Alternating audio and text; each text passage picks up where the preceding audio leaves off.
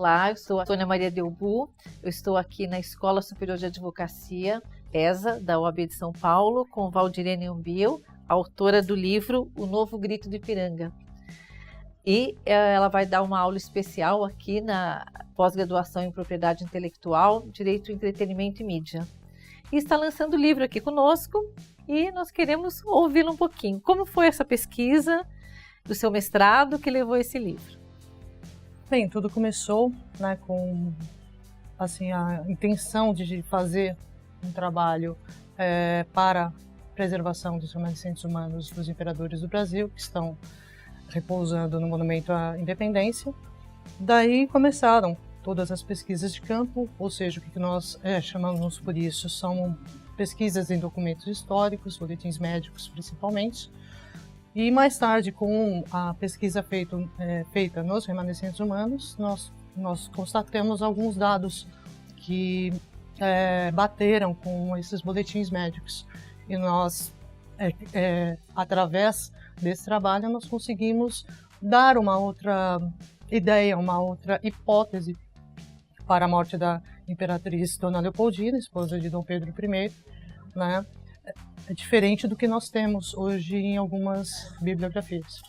E você usa a expressão, você é arqueóloga, além de historiadora, você usa a expressão remanescentes humanos. Dá para você explicar um pouquinho? Porque eu sempre usei a expressão restos mortais, né? Eu estranhei quando eu vi no livro remanescentes humanos.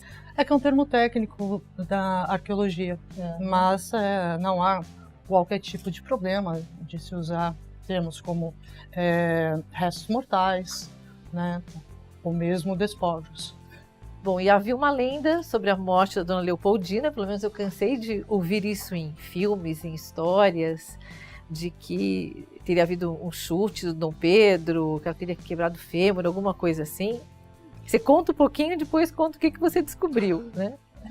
Há uma lenda, realmente, né, do Museu da Quinta da Boa Vista, no Rio de Janeiro, de que eles, após uma pequena discussão, né, se é assim que podemos chamar, ele havia empurrado, né, e ela teria rolado escadarias abaixo e teria fraturado o fêmur, um dos fêmures.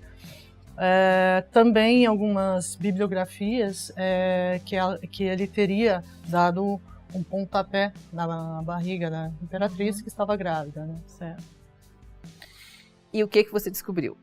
Bem, com base aí nos exames de imagem que nós fizemos nas sonografias, né, na Faculdade de Medicina da USP, nós vimos que a imperatriz ela não tem qualquer tipo de fratura, né, nos ossos, e inclusive nenhum tipo de trauma, né, odontológico mesmo. E com base nos boletins médicos, nós vimos que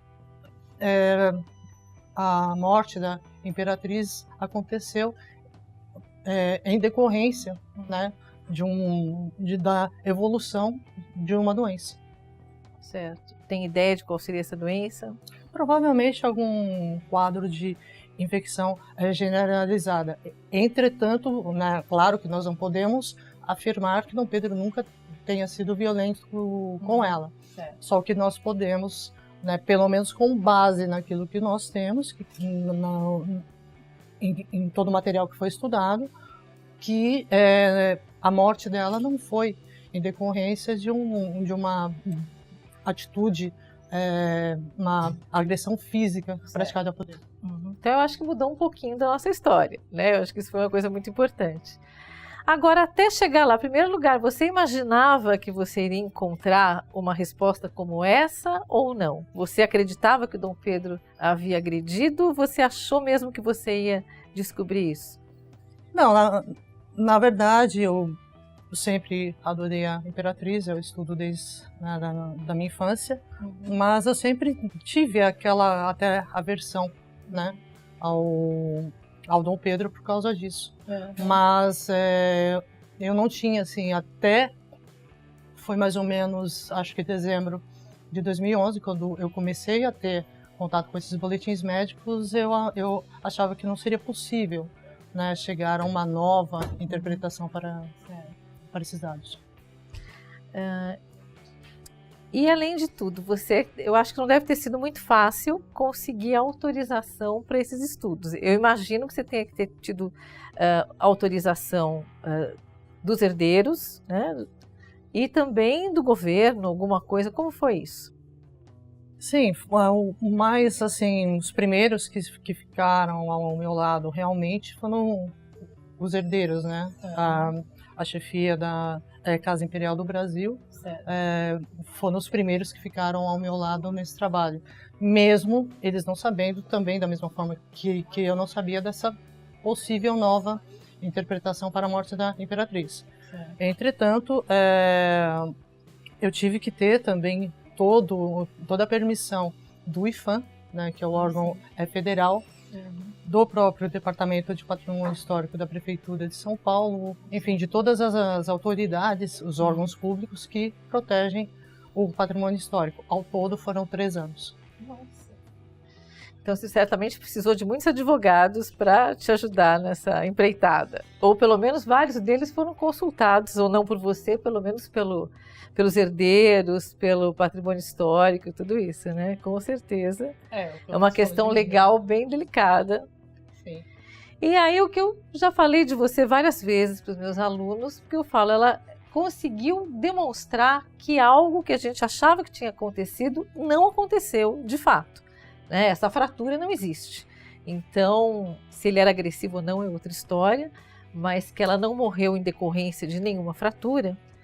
Então é o que eu falo para os meus alunos, né? Hoje a gente não tem nenhum problema com a edição de biografias e tudo mais, mas qualquer ofensa ou qualquer erro deve ser consertado.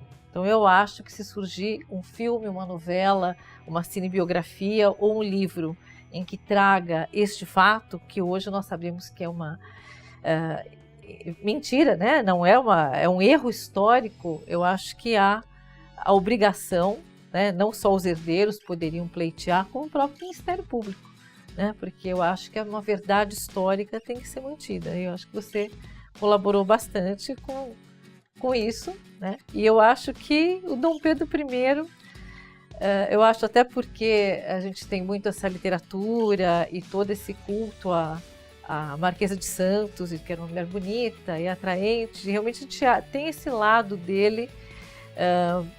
Ninguém lembra que ele era um homem culto e tudo mais. E eu me lembro que eu ouvi você falar um pouco a esse respeito. Você mudou a sua posição com relação a ele?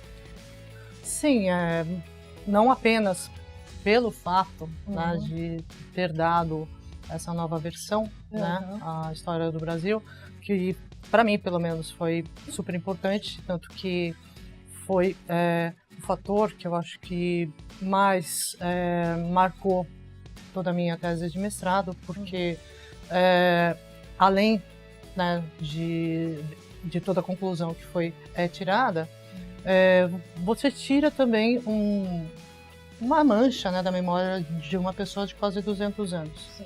Né? E também com esse trabalho eu passei a pesquisar mais o próprio Dom Pedro I. Tive a oportunidade de conhecer uma pessoa pouquíssimo conhecida na nossa historiografia, que é a segunda esposa dele, a Imperatriz Dona Amélia, que também está sepultada lá no monumento. Então, ver realmente a história do Brasil de uma outra forma. Certo. Inclusive os remanescentes humanos, no caso dela, também foram estudados, né? Também. E ela foi a que viveu mais. Exatamente. Ela de todos, dos 3, né? De nascimento a mais nova, que ela nasceu em 1812. Só que de tempo de vida foi a que mais viveu, né? Que ela faleceu com 60 anos. E você falou da sua predileção pela Dona Leopoldina. Você pode dar só um toquezinho do que ela tinha de tão especial, assim? Que a gente não ouve falar, né? A gente ouve tão pouco falar dela.